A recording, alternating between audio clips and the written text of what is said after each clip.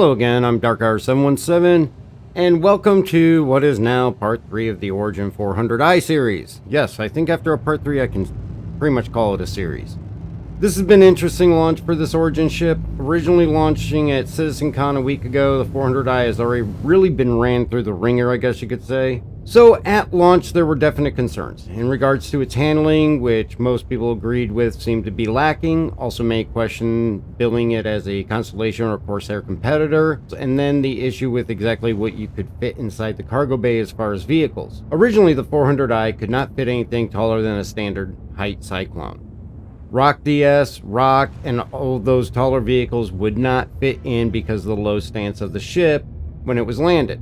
I personally pointed this out in the first video of the series, as well as other points made in comparison to the Constellation, which it was supposed to compete with. Link for that's going to be in the description below, as well as a link for part 2. Shortly thereafter, CIG allowed the adjustment of the ship to be made that would make it possible to get a Rock on board. For some, this was great news, as many believed the ability to carry the small miner added to the exploration side of things and also increased its ability to fund itself while exploring. After the change was made though, CIG was hit with many disappointed players in regard to the changes that were made and the feel of the ship, especially while landing. Many people were unhappy with the new landing height, as well as felt there was no need to make a Rock fit, as they felt it went against the ship's role. Now, personally, I'm on the side that an exploration ship needs to be able to have some type of support vehicle, and a Rock is a good option and is something that should fit in there. And I know not everyone is going to agree with me or feels the same, and I respect their opinion on that. The backlash, though, from the changes that were made were enough, though, that SIG announced yesterday at 19:05 that the ship would be returning to near its original configuration. That the changes that had been made were due to they found that stiffening the gears compromised the feel of the landing and the role in which the vehicle was meant to play in the verse.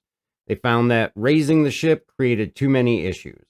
Honestly, I'm sad to see the option for putting the Rock inside the bay being removed. I think it was a great option to have with you as you're exploring throughout the verse, but I also think that looking at the Spectrum post, this really is a situation in which CIG can't win. In the original setup, people got upset because they felt that a key factor was missing. So CIG made changes to try and make it work, and a different group of people get upset about the changes that they were made to do it. It's a no-win situation for CIG right now. I give them credit for trying personally, but I did not personally see or feel any issue with what changes were made to the ship. But again, that's just my personal opinion. Even after they made those changes, though, I still didn't change my recommendation as to whether you should buy the ship or not. My recommendation was still buy it in game, or if you're a huge Origin fan, definitely it's worth the play. I can say with all honesty, it does secure what the future of my 400i will be, and that's going to be a CCU at IAE to something more fitting that's going to fit my playstyle and my needs. Do I think that there was a different approach that could have been taken in this? Absolutely, but I think no matter which way they approached it, they were going to end up right back here where we're at, with two polar opposite groups wanting different things from the ship. I will say this, no one group is right, no one group is wrong. We all have differing opinions and expectations. Ultimately, it is CIG's choice what to do with the 400i. Because as I mentioned, it'll be tough to find a middle ground to satisfy both sides. Best recommendation is that get in game. If you're on the fence, try it. Fly it, borrow it, get it from an org member to use, and then decide from there. If it fits what you need out of a ship, then it's going to be the right one for you. If it doesn't fit what you're looking for out of a ship, then you know not to get it or wait until it's available in-game to purchase with a UEC. Overall, that's really the biggest question that we each need to answer as to whether it fits your needs.